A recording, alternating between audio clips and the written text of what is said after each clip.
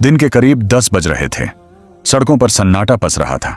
उसी सन्नाटे में लाल रंग का सलवार सूट और पीला दुपट्टा पहने एक जवान और खूबसूरत लड़की धीरे धीरे कदम बढ़ाते हुए सड़क के किनारे किनारे चल रही थी। वो कोई आम लड़की नहीं थी, वो थी आईपीएस ऑफिसर पूजा शर्मा। पूजा उस समय अपनी मां की दवा लेने के लिए एक डॉक्टर के घर जा रही थी।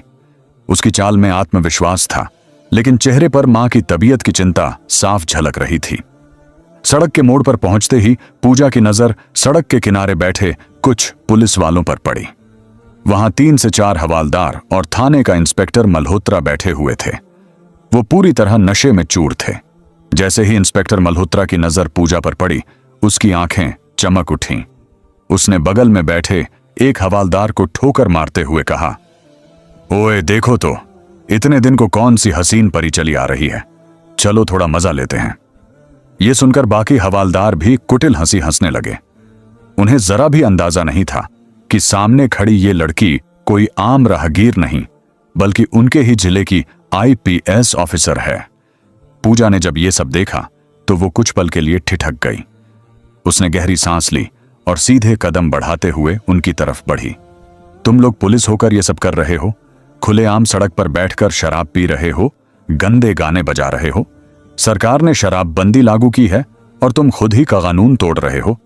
अगर तुम लोग ही ऐसी हरकतें करोगे तो जनता से क्या उम्मीद की जा सकती है? पूजा ने सख्त लहजे में कहा।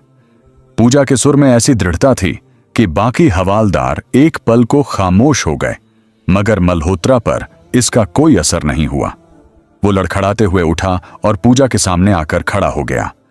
उसकी आंखों में नशा और हवस दोनों साफ झलक रहे थे। अरे मैडम, आप कहां जा रही हो इतने दिन को? बड़ी खूबसूरत लग रही हो, जरा हम पर भी अपनी नजरें डालो ना, हम भी तो तुम्हारे दीवाने हो सकते हैं। मल्होत्रा ने बेहुदा हंसी के साथ कहा और पूजा का हाथ पकड़ने की कोशिश की। पूजा का गुस्सा उबल पड़ा।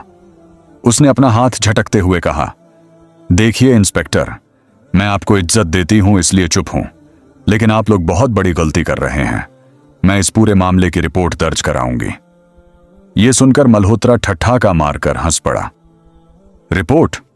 अरे पूरा थाना मेरा है, मैं ही इस थाने का मालिक हूं, और अगर मैं चाहूं तो तुम्हें अभी गिरफ्तार करवा सकता हूं। तुम क्या कर लोगी, समझी ना? इतना कहकर उसने जोर से पूजा का हाथ पकड़ लिया और पास खींचने लगा। ज्यादा जुबान चलाएगी तो अभी जुबान खींच लूंगा। मल्होत्रा की हरकत देखकर पूजा के पैरों तले जमीन खिसक गई। उसने सोचा भी नहीं था कि एक